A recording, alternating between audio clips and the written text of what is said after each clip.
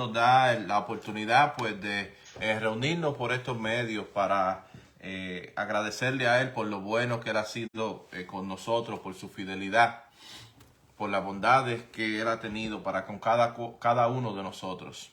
Nosotros vamos rápidamente a entrar al estudio de la palabra del Señor, antes dándole la bienvenida a las personas que en este momento también están integrándose con nosotros por medio de la transmisión que estamos haciendo, que esperamos que el Señor le continúe bendiciendo, y vamos a entrar al estudio de la palabra del Señor, primero poniéndonos en las manos del Señor, encomendando el estudio de la palabra al Señor. Amante Dios y Padre Celestial, Señor, te damos gracias, Señor. Te damos gracias, Dios mío, Señor, por tu fidelidad, porque tú has sido bondadoso, tú has sido bueno con nosotros, por tus misericordias, Señor.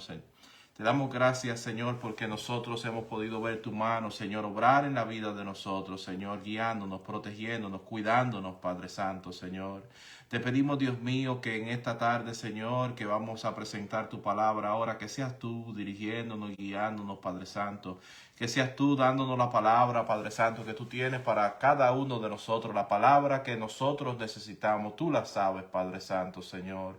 Señor, prepáranos, Señor. Prepara nuestros corazones, nuestras mentes para recibir tu palabra. Quita toda distracción, Señor, que tengamos con nosotros, Señor. Frena todo plan del enemigo que se interponga, Señor, a tus planes. Te damos gracias, Señor, y todo te lo pedimos en el nombre de Jesús. Amén y amén. Nosotros la semana pasada estábamos estudiando, vimos los capítulos 2 y 3 de Segunda de Samuel, y vimos que después que Saúl había muerto, vimos que David consultó al Señor, se puso en las manos del Señor, le preguntó al Señor qué él debía de hacer. El Señor lo dirigió a que fuera a la ciudad de Hebrón. La ciudad de Hebrón era parte del territorio de la tribu de Judá, de donde venía David. Allí entonces David fue ungido como rey sobre la tribu de Judá, no sobre las demás tribus. Eran 12 en total, o sea que hasta ese momento era rey de una de las 12 tribus de Israel. ¿Qué sucede? Que de parte de Saúl, el general de Saúl, quien estaba encargado del ejército de Saúl, de nombre Abner, él se levantó y tomó a un hijo de Saúl que había sobrevivido, de nombre Isboset, y utilizó su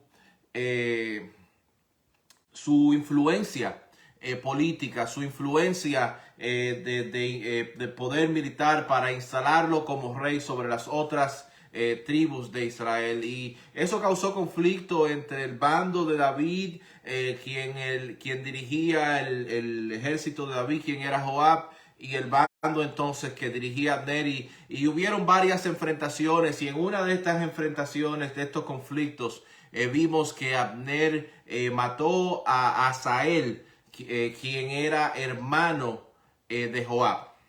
¿Qué sucede? Que después que Abner mató a Asael y se dio cuenta que las cosas con Isboset, el hijo de Saúl, no iban a funcionar, porque no tenía un don de liderazgo, no tenía de su padre, no era la voluntad de Dios que Isboset fuera rey. Él entonces hizo la paz con David. Él se puso a la disposición de David para él ayudarlo a colocarlo, utilizando su influencia para que David fuera rey sobre las demás tribus de Israel también. Pero esto no le pareció bien a Joab. Joab le dijo al rey David que esto no era buena idea. Le acusó a Abner de tener un complot, y que estas acciones de esa alianza eran mentiras. Y se dirigió a donde estaba Abner, que Abner estaba en la ciudad de Hebrón. Y la ciudad de Hebrón era una ciudad que era considerada como una de las ciudades de refugio, donde aquel que mataba a alguien accidentalmente podía ir y tomar refugio allí. Y este era el caso de Abner y la muerte que él le había dado a Asael. Pero vemos que Joab se dirigió a aquel lugar y lo sedujo a que fuese a la puerta de la ciudad, indicándole que tenía algún asunto que tratar, y allí él mató a Abner. Dice la palabra de Dios que lo traspasó. Esto a David no le pareció bien. David pronunció una maldición en contra de la casa de Joab. y se desligó completamente de esta acción. Esta acción no tenía nada que ver con David, con el reino de David. David no estaba de acuerdo con la acción de que Joab matara a Abner. Hoy nosotros vamos a seguir dando seguimiento al estudio de Segunda de Samuel y vamos a estar estudiando los capítulos 4 y 5 con la ayuda del Señor. Vamos a los primeros versículos del capítulo 4. Dice la palabra del Señor. Luego oyó el hijo de Saúl que Abner había sido muerto en Hebrón. Las manos se le debilitaron y fue atemorizado todo Israel. Y el hijo de Saúl tenía 2 hombres capitanes de bandas de merodadores.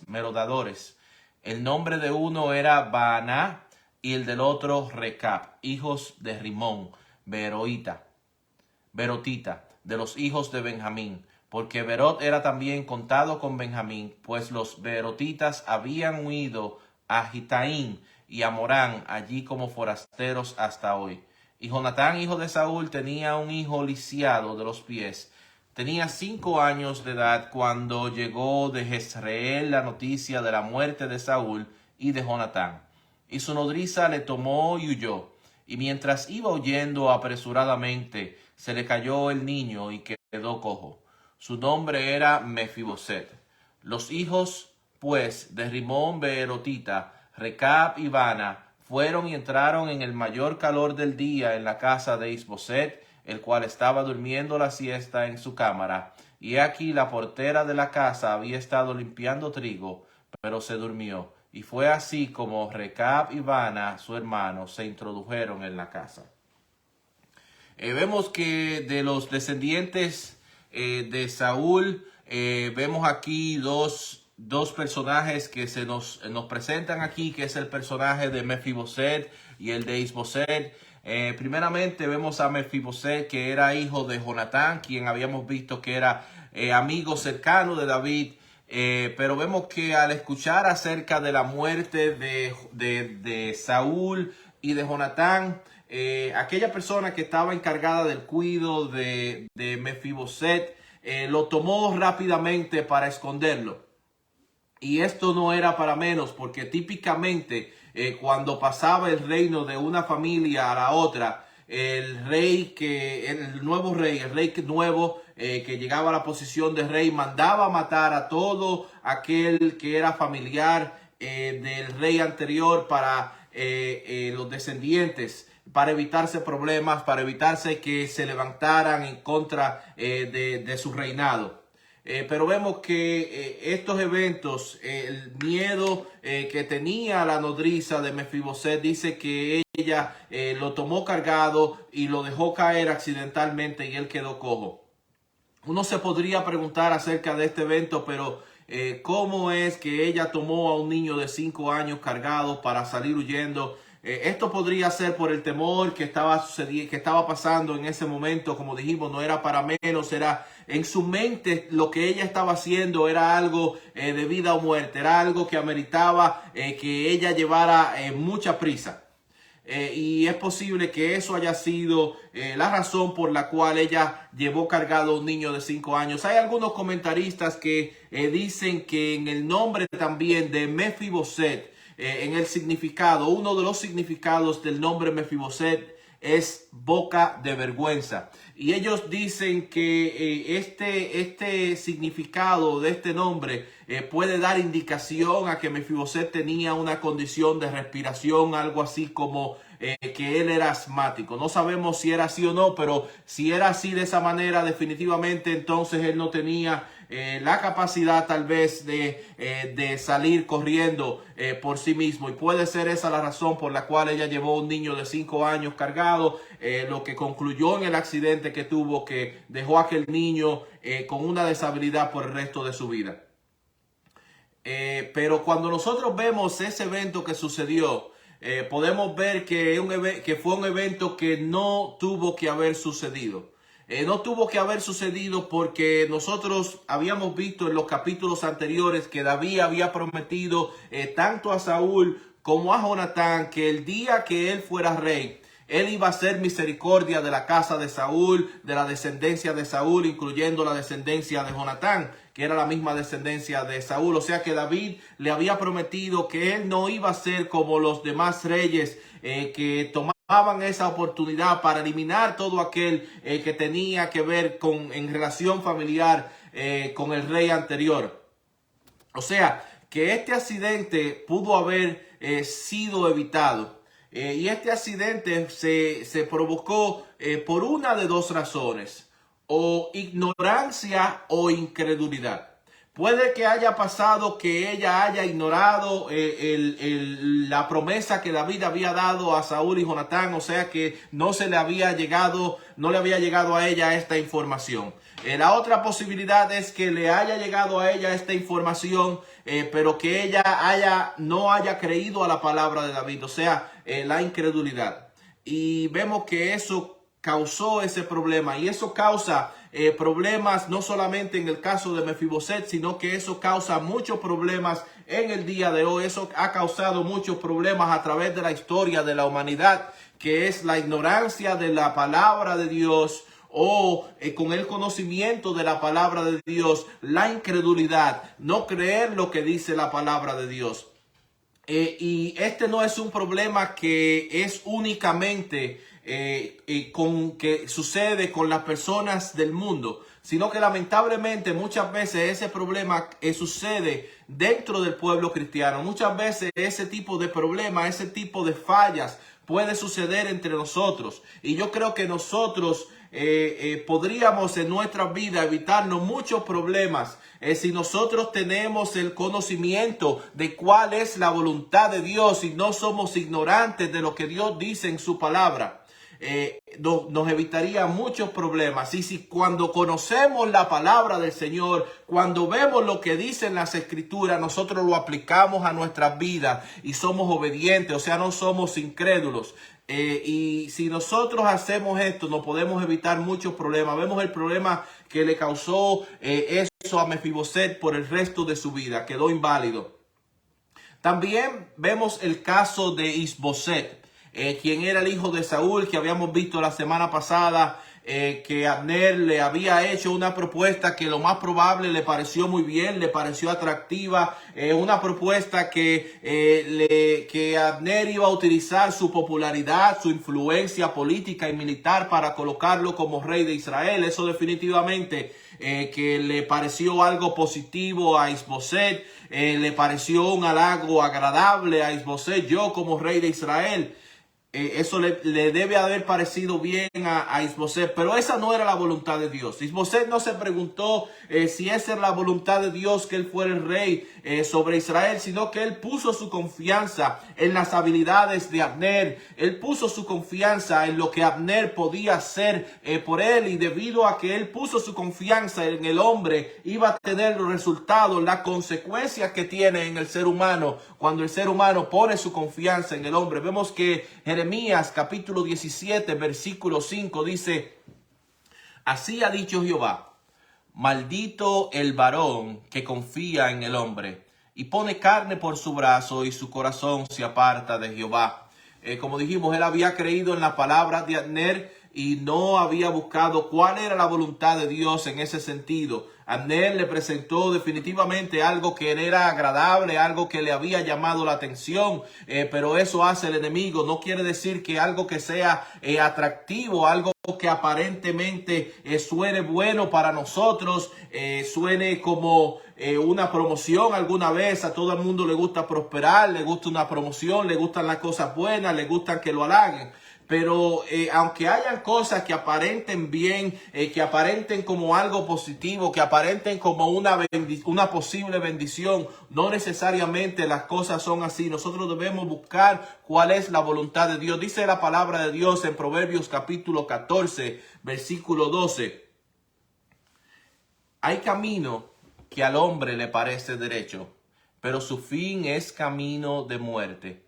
El enemigo conoce lo que hay en el corazón del ser humano y no va al ser humano con algo que no le parezca bonito, con algo que no le parezca atractivo, sino que va con una propuesta atractiva, con algo que tal vez él conoce que hay en el corazón de esa persona y se lo presenta con cuestiones que parecen que son buenas, pero muchas veces vemos, como en el caso de Isboset, que el final de esto es un final de destrucción, es un final que lleva a alejarnos de lo que es la voluntad del Señor para nosotros. Pero esto fue, como dijimos, la consecuencia de que él puso su confianza, su mirada en Abner. Se nos presenta a estos dos hombres también que vemos aquí, que son capitanes de bandas de merodeadores que habían estado con Isboset, y vemos que ellos ven la oportunidad, lo que ellos consideraron una oportunidad de ellos poder recibir tal vez algún tipo de recompensa o recibir tal vez algún tipo de posición de mano de David. Ellos están planeando lo que es la muerte de Isboset. Ellos pensaban que David veía a Isboset como un contrincante, como algún enemigo. Dice que al llegar a la casa de Isboset, ellos encontraron a todo el mundo durmiendo, y eso le iba a hacer el trabajo más fácil a ellos. Vemos el versículo 7 en adelante. Dice: cuando entraron en la casa de Isboset, dormía sobre su lecho, en su cámara, y lo hirieron y lo mataron, y le cortaron la cabeza, y habiéndola tomado, caminaron toda la noche por el camino del Arabá, y trajeron la cabeza de Isboset a David en Hebrón, y dijeron al rey: he aquí la cabeza de Isboset, hijo de Saúl, tu enemigo, que procuraba matarte, y Jehová ha vengado hoy a mi señor el rey de Saúl y de su linaje. Vemos que ellos mataron a Isboset de una manera cruel, lo encontraron durmiendo, lo mataron y le cortaron la cabeza. Ellos fueron a David con lo que ellos pensaban que iban a ser buenas noticias para David. Incluso vemos que ellos, dentro de la declaración y la información que ellos le están llevando a David, ellos están diciendo que eso había sido Dios. Dice que Jehová ha vengado hoy a mi señor el rey.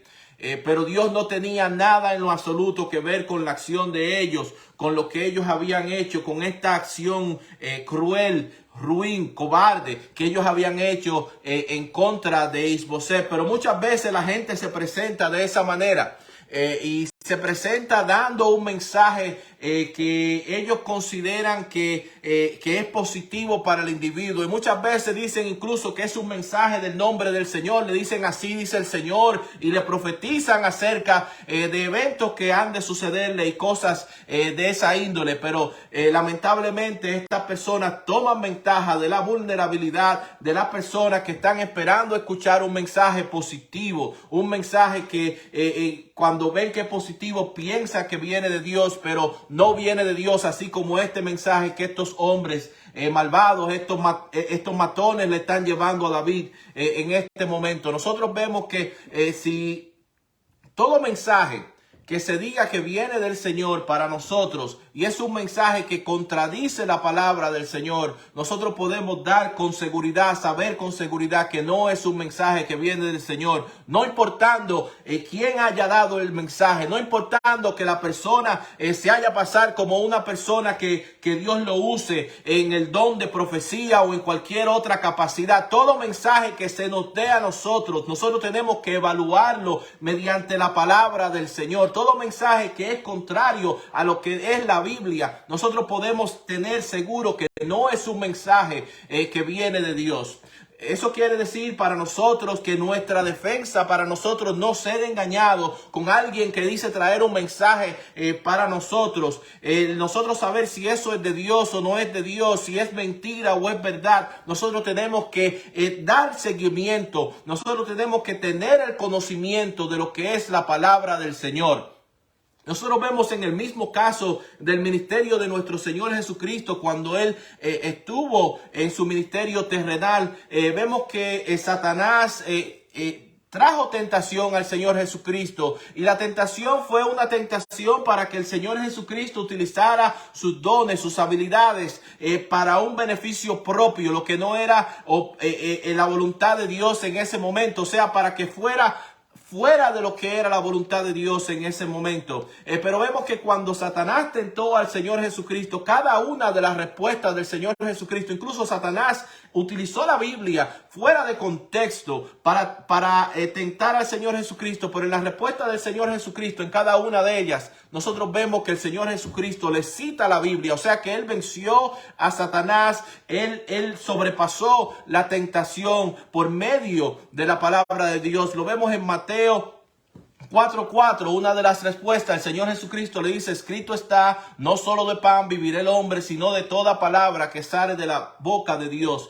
También en el versículo 7 dice, Jesucristo le dice, escrito está también, no tentarás al Señor tu Dios. Y también en el versículo 10, el Señor Jesucristo le dice, vete, Satanás, porque escrito está, al Señor tu Dios adorarás y a Él solo servirás. O sea que no importante cuál sea el mensaje que a nosotros nos llegue, un mensaje que puede parecer ser atractivo, ser bonito, nosotros tenemos que medir toda palabra que se nos da por medio de lo que es la palabra del Señor, la Biblia. Vamos al versículo 9 en adelante. Y David respondió a Recab y a su hermano Baana, hijos de Rimón Beerotita, y les dijo, vive Jehová, que ha redimido mi alma de toda angustia, que cuando uno me dio nuevas diciendo, he aquí Saúl ha muerto, imaginándose que traía buenas nuevas, yo lo prendí y le maté en Siclac en pago de la nueva. ¿Cuánto más a los malos hombres que mataron a un hombre justo en su casa y sobre su cama? Ahora pues, ¿no he de demandar yo su sangre de vuestras manos y quitaros de la tierra? Entonces David ordenó a sus servidores y ellos los mataron y les cortaron las manos y los pies y los colgaron sobre el estanque en Hebrón. Luego tomaron la cabeza de Isboset y la enterraron en el sepulcro de Abner en Hebrón. Vemos que como David toma esta noticia y él condena a estos hombres. David le explicó que esta acción que ellos habían hecho era una acción aún peor de aquellos hombres, que aquel amalecita que había llevado la noticia de la muerte de Saúl y Jonatán, porque Isboset estaba en su casa, Isboset dormía en su casa, Saúl y Jonatán estaban en un campo de batalla cuando ellos murieron. Vemos que David ordena a sus hombres a que maten a este hombre y que le corten las manos y les corten los pies y que los cuelguen en un lugar público, en un lugar de mucho tránsito. Y algunas personas pueden ver esta acción de David, que él está condenando a este hombre a la muerte y que le corten las manos y los pies y que lo pongan en un lugar de mucho tránsito. Pueden ver esto como tal vez algún acto cruel, pero no es así. David está utilizando la autoridad que él tiene como rey para hacer cumplir la palabra de Dios. David está aplicando lo que le corresponde a ellos por la acción que ellos tomaron. Está dándole a ellos la pena de muerte de acuerdo a lo que dice la palabra de Dios. Lo vemos en Génesis capítulo 9 versículo 6. Dice la palabra de Dios, el que derramare sangre de hombre, por el hombre su sangre será derramada, porque a imagen de Dios es hecho el hombre. También Éxodo 21:14 dice, pero si alguno se enseborreciere contra su prójimo y lo matare con alevosía, de mi altar lo quitarás para que muera. Y eso es lo que vemos que David está haciendo. David está haciendo un ejemplo de lo que es un rey conforme a lo que es la ley de Dios, y está dejándole claro al del resto del pueblo, dándole un ejemplo de lo que sucede con aquellas personas que toman en sus manos quitarle la vida a otras personas, que también le sucedería de la misma manera. Otra cosa que David está haciendo con esta acción es que él se está desligando completamente de lo que ellos habían hecho. Y es que cuando vemos, por ejemplo, el caso de Isboset, la muerte de Isboset, es posible que las personas pudieran apuntar a David diciendo que él era el único beneficiario de que Isboset muriera. y David está dejando con la acción que él está haciendo a estos hombres que mataron a Isboset. Él está dejando claro que él no tiene nada que ver con lo que sucedió con Isboset, que fue algo que fue hecho no por aprobación de él, no porque él lo mandó a hacer, sino que él se está desligando completamente de todo eso. Vamos a proseguir al siguiente capítulo, el capítulo 5.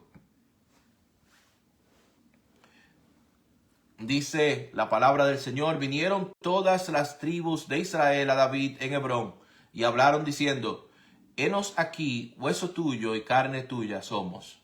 Y aun antes de ahora, cuando Saúl reinaba sobre nosotros, eras tú quien sacabas a Israel a la guerra y lo volvías a traer. Además Jehová te ha dicho: tú apacentarás a mi pueblo Israel, y tú serás príncipe sobre Israel. Vinieron pues todos los ancianos de Israel al rey en Hebrón, y el rey David hizo pacto con ellos en Hebrón delante de Jehová, y ungieron a David por rey sobre Israel. Era David de 30 años cuando comenzó a reinar, y reinó 40 años. En Hebrón reinó sobre Judá 7 años y 6 meses, y en Jerusalén reinó 33 años sobre todo Israel y Judá.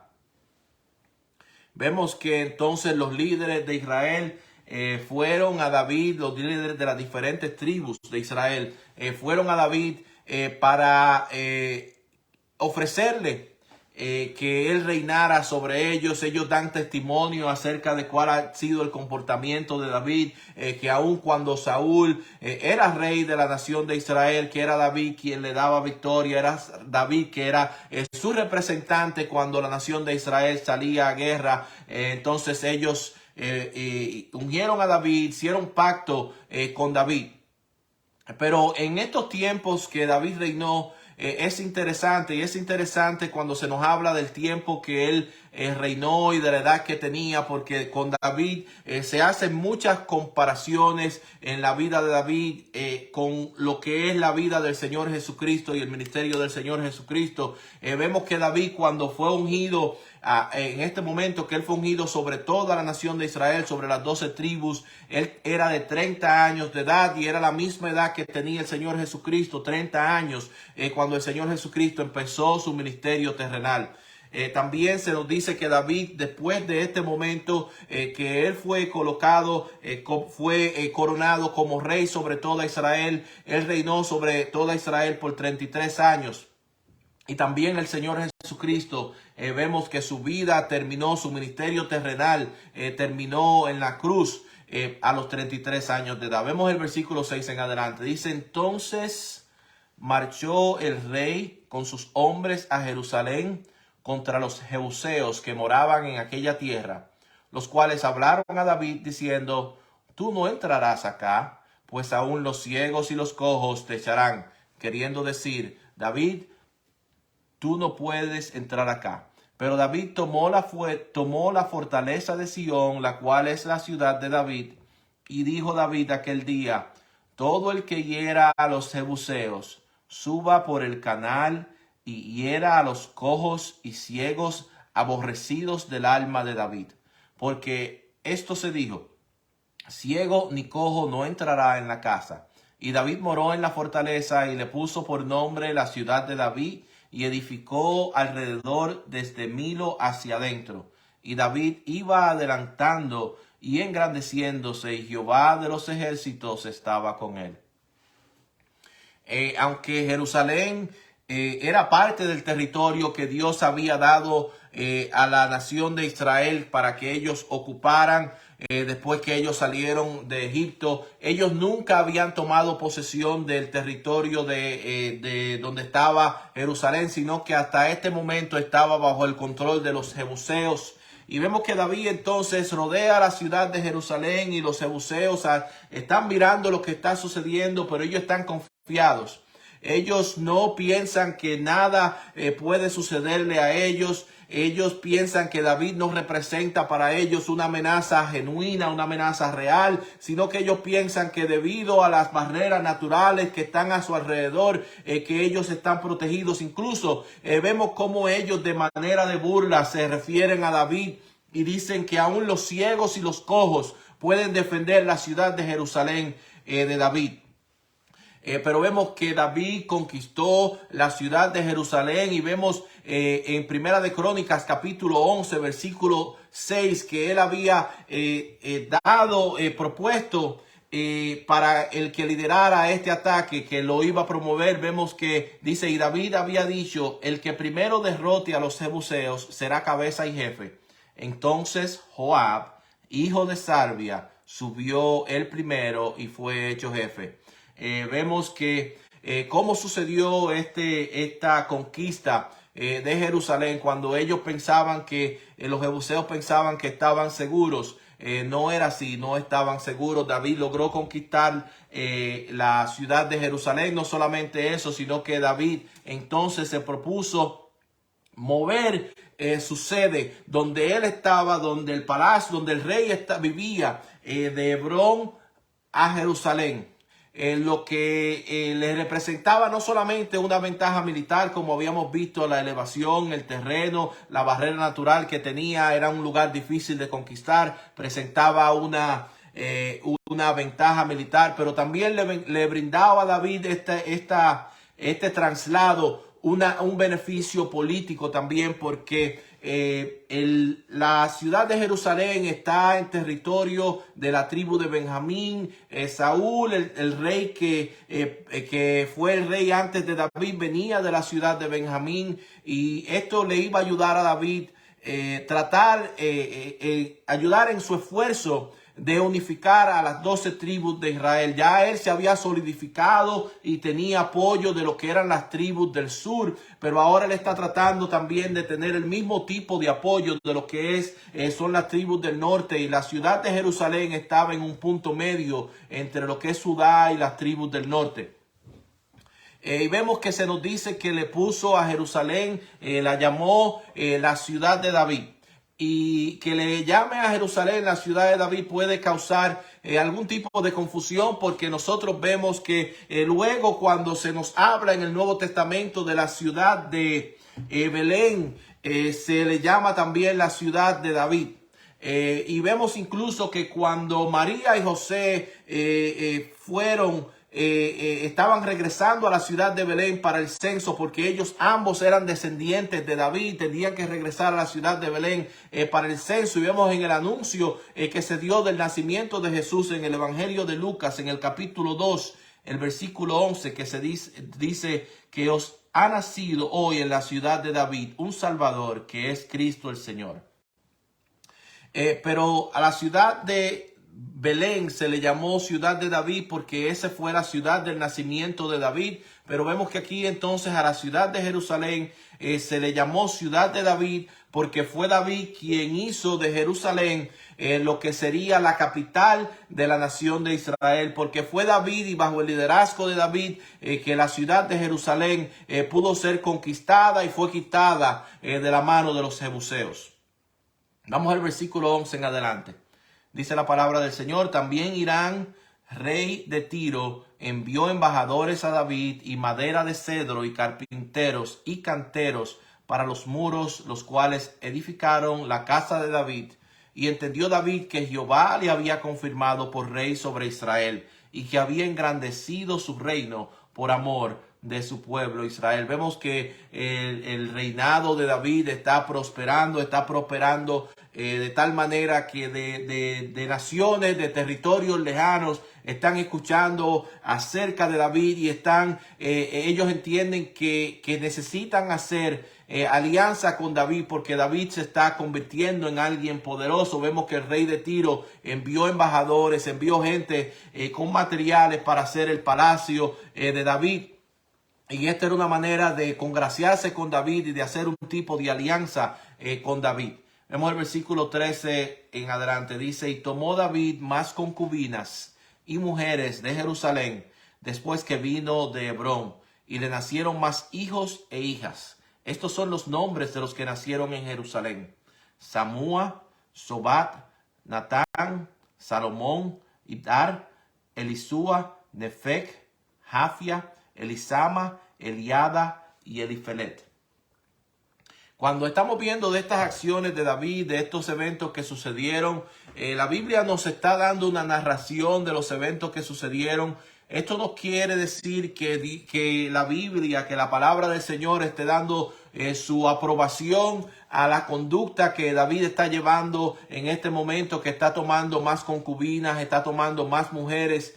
No quiere decir que esto sea una conducta aprobada por Dios, sino que simplemente nos está dando una narración histórica de los eventos que sucedieron. E incluso cuando seguimos viendo la historia de David a través de Segunda de Samuel, vamos a ver los problemas que le van a venir, que le va a causar a la vida de David esta conducta que él está llevando de tomar varias mujeres, no solamente en Hebrón, sino que ahora también en Jerusalén. Pero también es importante aquí que nos está hablando de los nombres de los hijos de David. Y cuando vemos estos nombres de los hijos de David, podemos comenzar a ver nombres que son familiares. Vemos el nombre de Salomón, que sería el nombre del hijo de David, que lo sucedería en el reino, que fuera el rey después de David. Pero no solamente eso, sino que cuando vemos en la genealogía del Señor Jesucristo, de la descendencia de Salomón, vendría María. También vemos que se nos está hablando de uno de los hijos de David, del nombre de Natán. Y cuando vemos de la genealogía del Señor Jesucristo, de la descendencia de Natán, viene José, quien sería el esposo de María. Perdón, de Salomón viene José y de Natán viene María. Vemos el versículo 17 en adelante. Oyendo los filisteos que David había sido ungido por rey sobre Israel, subieron todos los filisteos para buscar a David, y cuando David lo oyó, descendió a la fortaleza. Y vinieron los filisteos y se extendieron por el valle de Refaín. Entonces consultó David a Jehová, diciendo: iré contra los filisteos, ¿los entregarás en mi mano? Y Jehová respondió a David: ve, porque ciertamente entregaré a los filisteos en tu mano. Y vino David a Baal Perasín, y allí los venció David.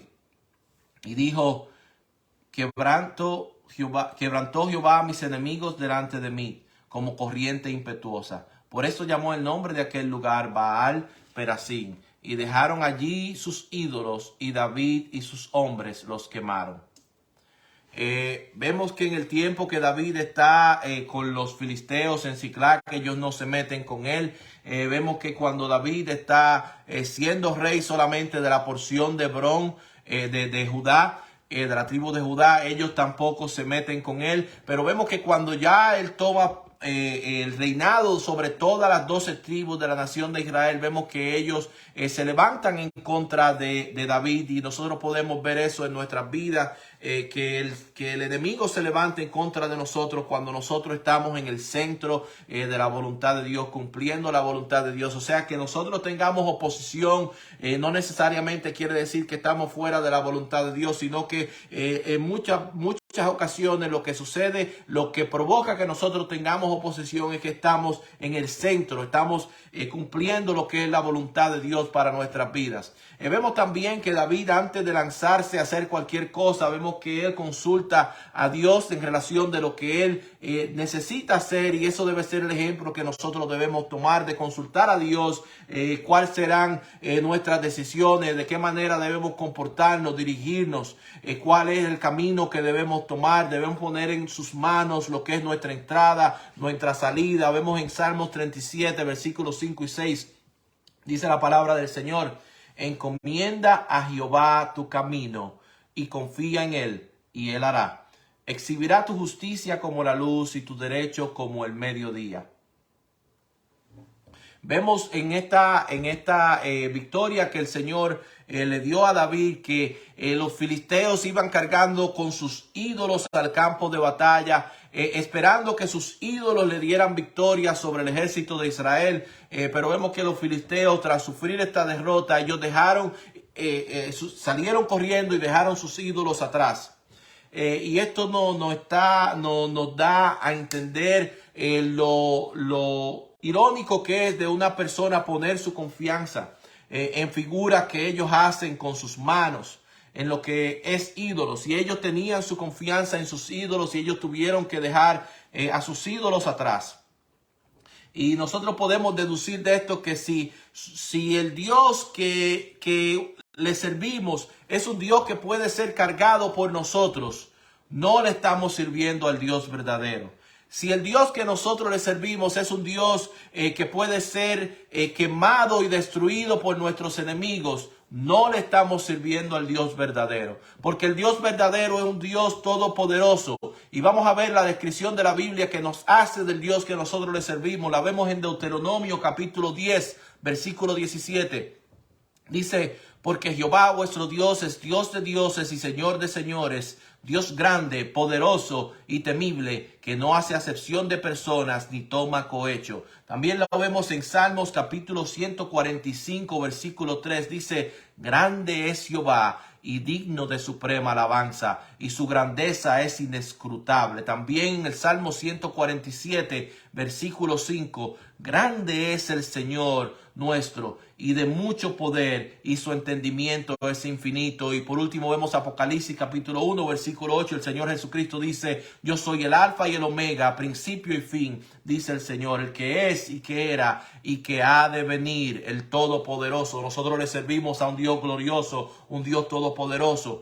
Y vemos la diferencia en la conducta de los filisteos, los dioses que ellos tenían su confianza, los dioses que ellos sirven, y eso no, lamentablemente, no se quedó en el tiempo del Antiguo Testamento bíblico, en que vemos a gente sirviéndole a ídolos, sino que nosotros estamos rodeados en la sociedad que nosotros vivimos de gente que pone su confianza en figuras que hacen con sus manos, en ídolos, y es una conducta lamentable y una conducta que la Biblia también condena. Vemos el versículo 22 en adelante.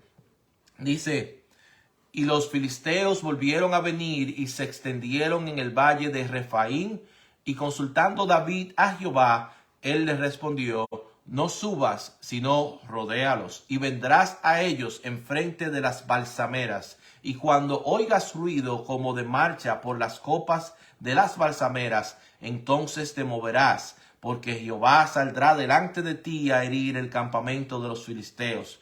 Y David lo hizo así como Jehová se lo había mandado, e hirió a los filisteos desde Geba hasta llegar a Geser. Vemos que porque Dios le había dado una victoria anteriormente a David, David no asume que él puede salir, él puede entrar sin poner sus acciones en las manos del Señor, sin encomendar al Señor su camino, sino que él le pregunta, él consulta al Señor acerca de cómo él debe conducirse, si él debe levantarse en contra de los filisteos, y el Señor le dice que sí, pero cambia el método de batalla. Y vemos con eso que nosotros no podemos encasillar al Señor de que Él solamente puede obrar de una manera en específico. Sino que nosotros vemos a través de la Biblia que el Señor obra, que el Señor trae victorias en diferentes maneras en medio de nuestras situaciones. Él interviene para ayudarnos, para darnos victoria, para traer solución, para dar el llamado, para decirnos cómo debemos de conducirnos, qué debemos hacer. Y nosotros vemos, la Biblia está llena de ejemplos distintos de cómo el Señor intervino en las circunstancias humanas. Vemos en Moisés que el Señor se le presentó en la zarza ardiente a los jóvenes hebreos en Babilonia, caminó con ellos en el medio del fuego. Con Daniel estuvo en las fosas de los leones. Habíamos visto en José que se le presentó como el capitán de los ejércitos del Señor. Y con nosotros ha estado también en medio de nuestras dificultades, en medio de nuestros problemas, en medio de nuestras enfermedades. Él ha estado con nosotros, ayudándonos, trayéndonos salida. No podemos encasillar a que el Señor solamente funciona de una manera. Hay en diferentes círculos cristianos que piensan que el Señor funciona de una manera como si fueran encantaciones y enjuros. No funciona así. El Señor funciona como a Él le plazca, en el momento que a Él le plazca, y Él viene y entra en el medio de nuestras necesidades, de manera que nosotros podemos comprender, entender que es Él que está ayudándonos, que es suya la gloria. Gloria sea el nombre del Señor. Vemos que David en este caso tiene que esperar el mover de Dios, tiene que esperar que sea Dios quien mueva su mano para darle la victoria. Él tiene que esperar que Dios lleve el sonido de las ramas de estos árboles, de las balsameras, antes de él poder actuar. Y no sabemos cómo Dios lo hizo, si en este caso, si los filisteos escucharon este sonido que Dios estaba provocando, pero vemos que Dios le dio la victoria a David cuando David obedeció el mandato de Dios, de cómo el Señor, la estrategia de Dios, cómo el Señor le había dicho que él saliera en contra de los filisteos. Vamos a terminar aquí el estudio del capítulo 4 y el capítulo 5 de Segunda de Samuel, esperando que este estudio de la palabra del Señor haya sido de bendición para todas las personas que han estado con nosotros aquí en el día de hoy. Vamos a concluir el estudio de la palabra orando. Amante Dios y Padre Santo, Señor, te damos gracias por tu palabra, Señor. Te damos gracias, Señor, porque tú has traído esta palabra a nuestras vidas en el día de hoy. Esperamos, Señor, que nosotros podamos aplicar esta palabra a nuestras vidas, Señor, que nosotros podamos depositar nuestra confianza en ti, Señor, que nosotros busquemos con fervor cuál es tu voluntad, que busquemos tu palabra, Padre Santo, Señor, y que no solamente la conozcamos, sino, Señor, que podamos obedecer a tu palabra, Señor, y así no fracasar, Señor, como este fracaso que vemos en el caso de Mefiboset. Padre Santo, ayúdanos, Señor, a ser fiel a tu palabra. Te damos gracias, Señor, y todo te lo pedimos en el nombre de Jesús. Amén. Y amén. Nosotros entonces en este momento nos despedimos de las personas que están con nosotros a través de la transmisión de Facebook Live. Lo invitamos que estén con nosotros la semana que viene y que lean en antemano el próximo capítulo, el capítulo 6 de Segunda de Daniel. En antemano yo sé que será de bendición. Nos despedimos y el Señor le continúe bendiciendo.